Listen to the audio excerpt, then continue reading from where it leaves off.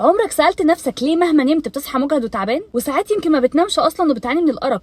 دي علامه ان جسمك بيستغيث ان واحد من اهم المعادن في جسمك ناقص. المغنيسيوم بيشارك في اكتر من 300 عمليه حيويه في الجسم، تساعد في ان هو يزود مستقبلات GABA اللي بتهدي الجهاز العصبي وبتعمل اكنها كده بتطفي الدماغ وبتهيئك للنوم، وكمان بينظم افراز الميلاتونين الطبيعي. في كمان دراسات قالت ان هو بيساعد ان هو يقلل من افراز هرمون الكورتيزول اللي هو هرمون التوتر اللي مخليك بتوفر ثينك. علامات ان هو يبقى ناقص انك ممكن تنام اكتر من 9 ساعات وما تحسش انك شبعت، او ممكن ما تنامش اصلا ويجيلك ارق وتنام متقطع، او ممكن يحصل لك شد عضلي فجاه وانت نايم، او عندك دايما صداع نصفي. في ميتا اناليسيس سنه 2021 جمعوا اكتر من دراسه كانت معموله على كبار السن اللي عندهم ارق مزمن، وان مكملات المغنيسيوم قللت وقت الدخول في النوم بنسبه 17 دقيقه. وفي برضه سيستميك ريفيو سنه 2023 فيها اكتر من 7500 شخص. النتائج وضحت ان الناس اللي عندهم مستويات مغنيسيوم اعلى كان نومهم نوم اعمق، بياخدوا وقت اقل عشان يروحوا في النوم. وفي بقى دراسه حديثه سنه 2024 على الناس اللي نومهم متقطع وضعيف، لقوا ان مكمل المغنيسيوم حسن لهم مرحله الديب سليب، المرحله بتاعه النوم العميق. ممكن برضو تاكل اكل غني بالمغنيسيوم زي السبانخ، اللوز، الكاجو، الافوكادو والدارك شوكليت اللي احنا اتكلمنا عنها امبارح، بقوليات زي العدس مثلا، الحبوب الكامله زي الشوفان. لو نقص فعلا قوي قوي تركيزنا على الاكل الصحي ما تحسنش واحتاجنا ناخد مكمل، ممكن نستشير طبيب عشان ناخد المكمل تحت اشرافه.